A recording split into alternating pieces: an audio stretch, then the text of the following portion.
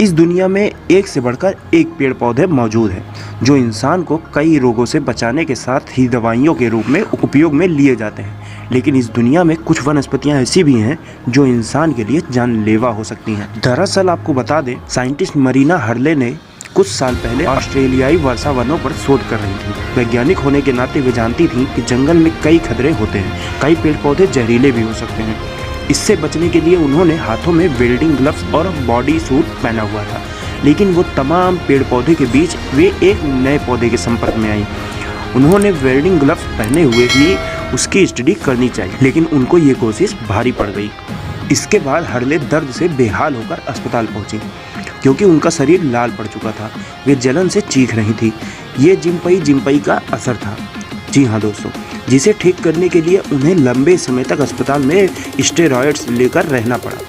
इसके बाद उन्होंने अपने एक इंटरव्यू में बताया कि ये दर्द वैसा ही था जैसे किसी को बिजली का झटका देते हुए ऊपर से एसिड उड़ेल दिया जाए।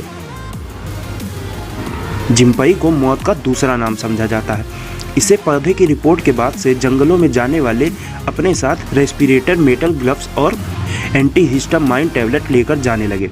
आपको बता दें कि इस पौधे को सबसे पहले साल 1866 में खोजा गया था। इस पौधे के संपर्क में आने पर जंगलों से गुजर रहे कई जानवर, खासकर घोड़ों की भयंकर दर्द से मौत होने लगी। इसके बाद जांच में सामने आया कि ये सब एक ही रास्ते से गुजर रहे थे और एक जैसे पौधे के संपर्क में आए थे। इतना ही नहीं, बल्कि दूसरे विश्व युद्ध के दौरान कई आर्मी अफसर भी इसकी चपेट में आए और कईयों ने दर्द से बेहाल होकर खुद को गोली मार ली। जो बचे रहे वे सालों तक दर्द की शिकायत करते रहे। इसके बाद से ही इस पौधे पर ज़्यादा ध्यान गया और इसे सुसाइड प्लांट कहा गया। इस पौधे का नाम बायोलॉजिकल है। डेंड्रोकोनाइट्स मोरोइड्स, जो ऑस्ट्रेलिया के उत्तर पूर्वी रेन फॉरेस्ट में पाया जाता है। जिम्पई इसका कॉमन नाम है, जिसको सुसाइड प्लांट, जिम्पई स्टिंगिंग ब्रश और मूनलाइटर आदि भी कहा जाता है। ऑस्ट्रेलिया के अलावा ये मोलक्कस और इंडोनेशिया में भी मिलता है।